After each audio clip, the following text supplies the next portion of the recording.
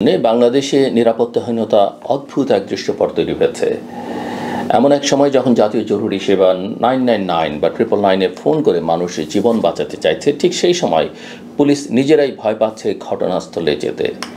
আদাবরের ঘটনাটা বেশ প্রতীকী। রাত 10:30টার দিকে শ্যামলী হাউজিংয়ের এক যুবককে আটকে রাখার খবর পেয়ে 4 সদস্যের একটি দল ছুটে গেল, আর সেখানে 8 থেকে 10 জনের মব হামলা।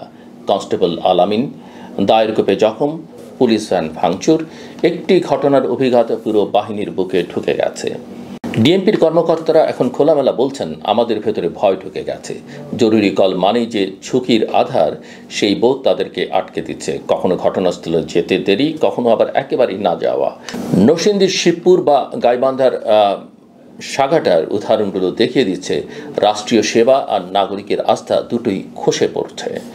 এই ভয়টা কোথা থেকে এলো?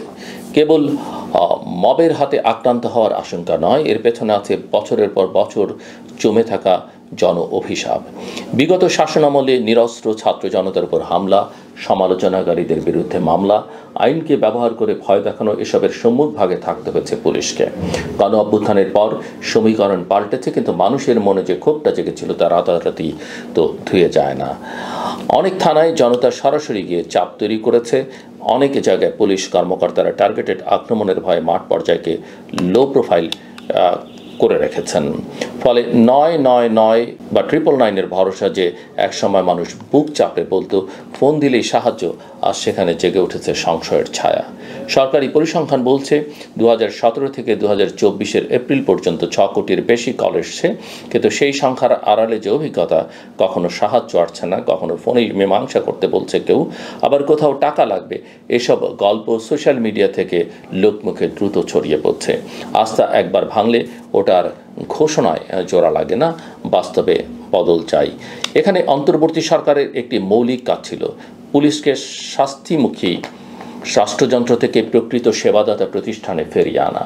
মানে টহলে গেলে তারা যেন সংখ্যায় কম না থাকে, সুরক্ষিত থাকে, ঘটনাস্থলে ভিডিও, অডিও, বডিগ্যামের উপস্থিতি থাকে, অপারেশনাল প্রোটোকল হয় স্বচ্ছ এবং জবাবদিহিমূলক। 2টা টিম পাঠাই বললেই দায়িত্ব শেষ নয়।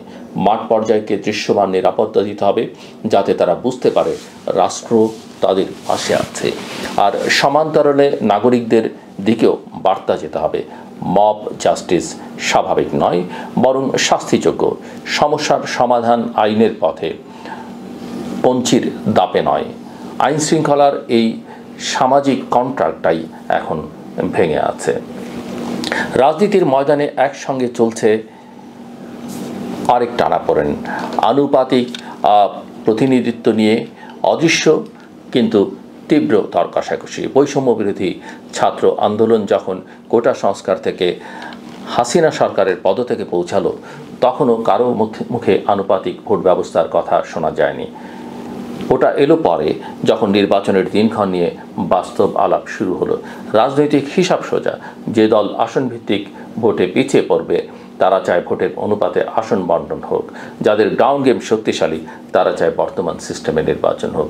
জামায়াত বা নতুন কিংস পার্টি হিসেবে পরিচিত শক্তিগুলোর জন্য আনুপাতিক পদ্ধতি মানে কম সংগঠন, কম প্রার্থী, কিন্তু মোট ভোটের উপর নির্ভর করে সংসদে সম্মানজনক উপস্থিতি।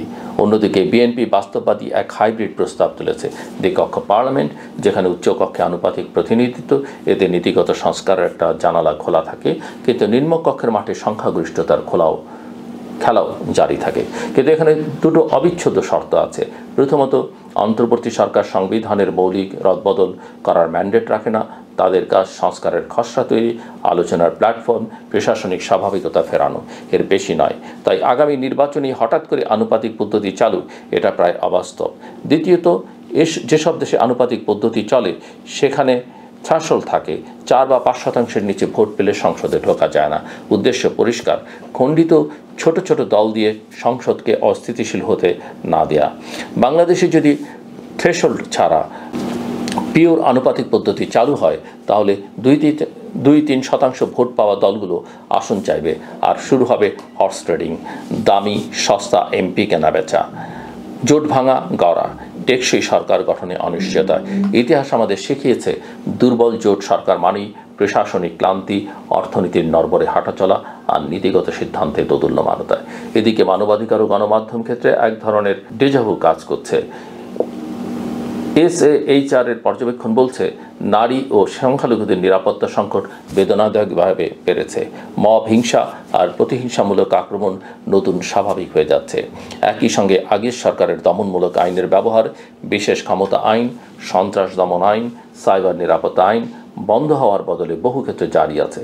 সম্পাদক পরিষদের বক্তব্য তাই, AI জেনারেটেড বলে একটি বিতর্কিত পুলিশ ছবিকে উড়িয়ে দেয়া বা DRU-তে মব ঢুকিয়ে অনুষ্ঠান ভণ্ডুল করা কিংবা পুরনো ধাঁচে মিডিয়া সেফটি আইন এগোনোর চেষ্টা, সব মিলিয়ে আগে স্বৈরাচারী রাজত্বেরই বা মনস্তত্ত্বেরই পুনরাবৃত্তি মনে করায়। মানুষ ভেবেছিল বদলের পর আইন হবে নিরপেক্ষ, যার অপরাধ তার শাস্তি। ঘটনাগুলো তাদের সন্দেহ বাড়াচ্ছে যে কেবল রং বদলেছে, রীতির বদল হয়নি। এই সংকটের কেন্দ্রবিন্দুতে আছে আস্থা, পুলিশের নিজের উপর আস্থা, রাষ্ট্রের উপর নাগরিকের আস্থা আর রাজনৈতিক নেতৃত্বের উপর সম্মিলিত আস্থা। আস্থা ফেরানোর কাজটা বড় ঘোষণায় নয়, ছোট ছোট প্রাত্যহিক পরিবর্তনে। 999-এ ফোন দিয়ে কেউ সাহায্য চাইলে রেসপন্স টাইম, টিম এবং তার size, body cam footage, operational report সবই হতে হবে স্বচ্ছ এবং অডিটেবল। দুর্নীতির অভিযোগ উঠলে ইউনিট বাই ইউনিট তদন্তে দৃষ্টান্তমূলক ব্যবস্থা দিতে হবে, যাতে পরের বার ঘুষ চাইতে কেউ 10 বার ভাবে। মাঠ পর্যায়কে রিস্ক শেয়ারিং মেকানিজম দিতে হবে। যে অফিসার ঝুঁকি নিয়ে এগোলেন তাকে আইনি ও প্রশাসনিক সুরক্ষা নিশ্চিত করতে হবে।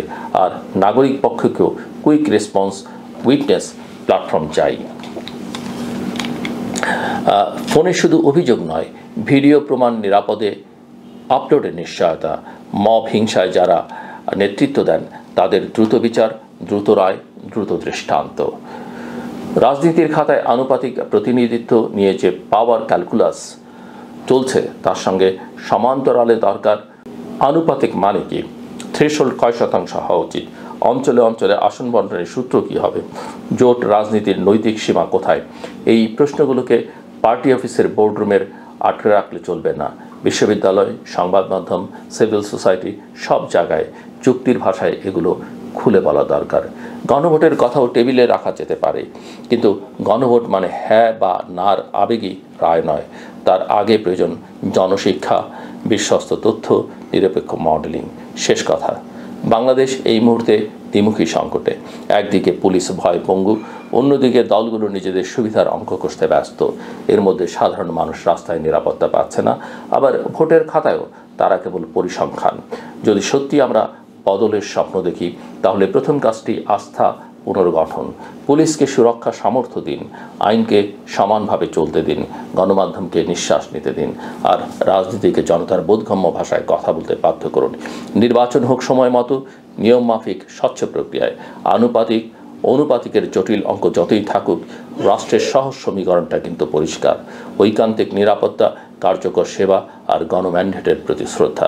এগুলো ঠিক হলেই বাকিগুলো সোজা হয়ে যায়, আর এগুলো ব্যর্থ হলেই ইতিহাস উল্টো দিকে হাঁটা শুরু করে।